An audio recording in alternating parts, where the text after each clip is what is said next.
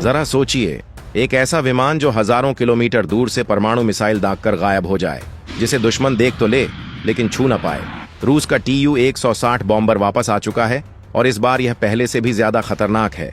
इसे हवा का किला कहा जाता है, लेकिन अमेरिका इसे अपनी सुरक्षा के लिए सबसे बड़ा खतरा मानता है। आखिर इस विमान में ऐसा क्या लगा है जिसने सुपर पावर अमेरिका की नींद उड़ा दी है? क्या पुरानी बॉडी के अंदर कोई ऐसी सीक्रेट टेक्नोलॉजी है जो दुनिया से छिपाई गई है? और सबसे बड़ा सवाल, क्या यह वापसी सिर्फ एक रिहर्सल है या किसी बहुत बड़ी तबाही की तैयारी? आइए पर्दा उठाते हैं, लेकिन आगे बढ़ने से पहले कमेंट्स में जरूर बताइए कि आप हमारी यह वीडियो किस राज्य से देख रहे हैं। इसी तरह की और रहस्यमयी जानकारी प्राप्त करने के लिए हमारे चैनल ट्रू हिस्ट्री को आज ही सब्सक्राइब करें और बेल आइकॉन को प्रेस करें। दोस्तों, इसे समझने के लिए हमें थोड़ा पीछे जाना होगा।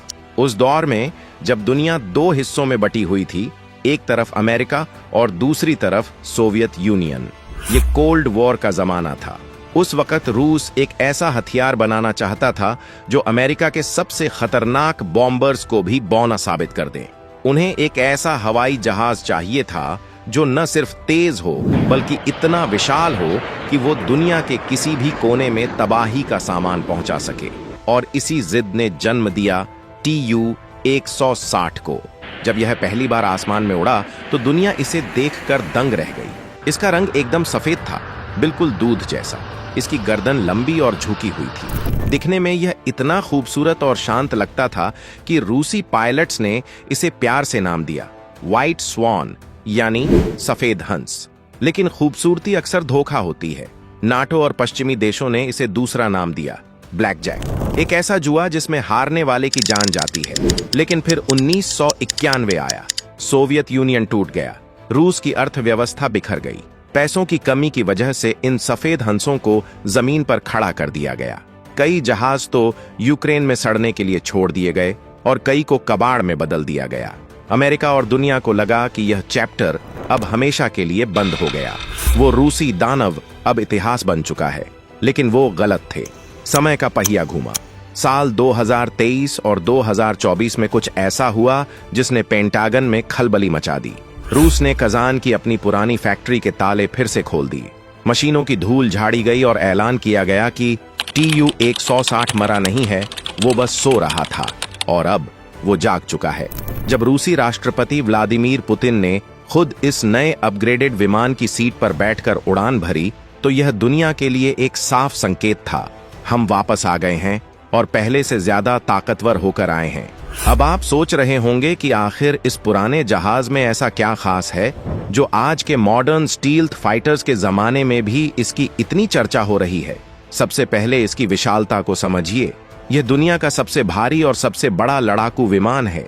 यह इतना बड़ा है कि इसके पंखों का फैलाव एक फुटबॉल मैदान जितना है। इसका वजन 2,75,000 किलो तक हो सकता है। जरा सोचिए, लगभग 300 कारों के बराबर वजन लेकर यह हवा में उड़ता है। लेकिन जो बात इसे एक इंजीनियरिंग का चमत्कार बनाती है वो है इसके पंख। Tu-160 के पास साधारण पंख नहीं है, इसके पास वेरिएबल स्वीप विंग्स हैं। आसान भाषा में कहें तो यह उड़ते उड़ते अपने पंखों का आकार बदल सकता है। जब इसे टेक ऑफ करना होता है या धीरे उड़ना होता है तो यह अपने पंख पूरी तरह फैला लेता है, बिल्कुल एक चील की तरह, ताकि इसे हवा में ज्यादा लिफ्ट मिले। लेकिन जैसे ही इसे रफ्तार पकड़नी होती है, यह अपने पंखों को पीछे की तरफ मोड़ लेता है और एक तीर जैसा बन जाता है। यही तकनीक इसे आवाज की रफ्तार से भी तेज उड़ने की ताकत देती है। एक इतना भारी भरकम जहाज मैक 2.05 की रफ्तार से उड़ सकता है, यानी 2200 किलोमीटर प्रति घंटा। अमेरिका का सबसे बड़ा बॉम्बर B-1B लांसर भी इसके सामने रफ्तार में हार जाता है। इतनी तेज रफ्तार का मतलब है कि जब तक दुश्मन अपनी मिसाइल फायर करने का सोचेगा, यह सफेद हंस वहां से कोसों दूर निकल चुका होगा। रफ्तार और साइज अपनी जगह है, लेकिन एक बॉम्बर की असली पहचान उसके हथियारों से होती है।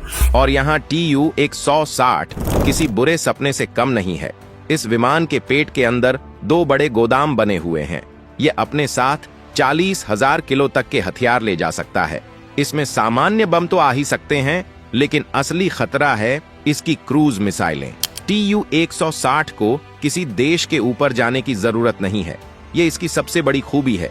मान लीजिए अगर इसे अमेरिका या यूरोप के किसी शहर को निशाना बनाना है तो इसे उनके बॉर्डर के अंदर घुसने की जरूरत नहीं है।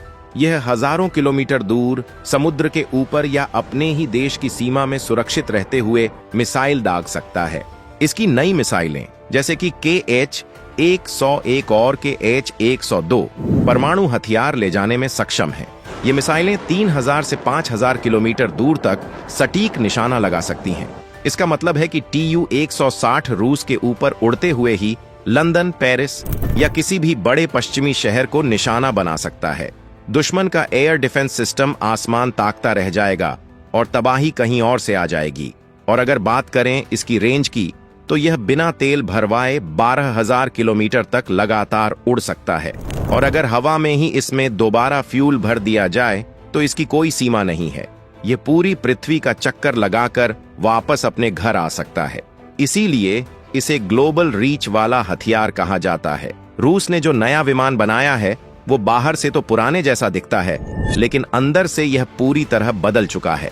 इसे आप ऐसे समझ सकते हैं कि बॉडी 1980 की विंटेज कार की है, लेकिन इंजन और टेक्नोलॉजी 2050 की लगी है। रूसी इंजीनियर्स ने इसके अंदर के 80% सिस्टम को बदल दिया है। इसमें दुनिया के सबसे शक्तिशाली इंजन लगाए गए हैं जो इसे और ज्यादा रफ्तार और माइलेज देते हैं।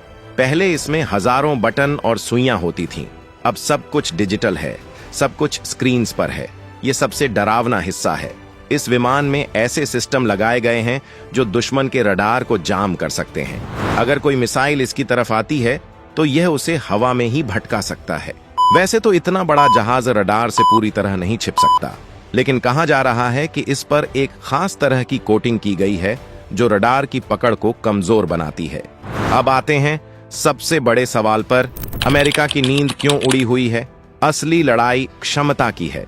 जहां अमेरिका अभी भी अपने पुराने बॉम्बर्स के भरोसे है और उसका नया B-21 आने में वक्त है, वहीं रूस ने नए TU-160M की डिलीवरी शुरू भी कर दी है। अमेरिका का सबसे बड़ा डर आर्कटिक रूट है। उत्तरी ध्रुव का रास्ता छोटा है और वहां रडार कम है, जहां से यह विमान आसानी से अमेरिका को निशाना बना सकता है। ऊपर से अब यह हाइपरसोनिक मिसाइलें भी दागेगा जिन्हें रोकना नामुमकिन है। एक ऐसा जहाज जिसे पकड़ना मुश्किल और मिसाइल जिसे रोकना नामुमकिन, यही वो समीकरण है जिसने पश्चिमी देशों की नींद उड़ा दी है। ये सिर्फ एक मशीन नहीं, रूस का ऐलान है कि उसकी ताकत आज भी जिंदा है। चाहे इसे इंजीनियरिंग का चमत्कार कहें या मौत का सौदागर, सच यही है कि आसमान का यह बादशाह वापस आ चुका है और अपनी गद्दी आसानी से नहीं छोड़ेगा। अब सवाल ये है, क्या भविष्य बड़े बॉम्बर्स का है या छोटे ड्रोन्स का? और क्या भारत को भी TU-160 जैसा बॉम्बर चाहिए? अपनी राय कमेंट में जरूर लिखें। अगर वीडियो पसंद आया तो लाइक और शेयर करें। डिफेंस के ऐसे ही वीडियोस के लिए चैनल को सब्सक्राइब करके बेल आइकन दबाएं। मिलते हैं अगले वीडियो में। जय हिंद।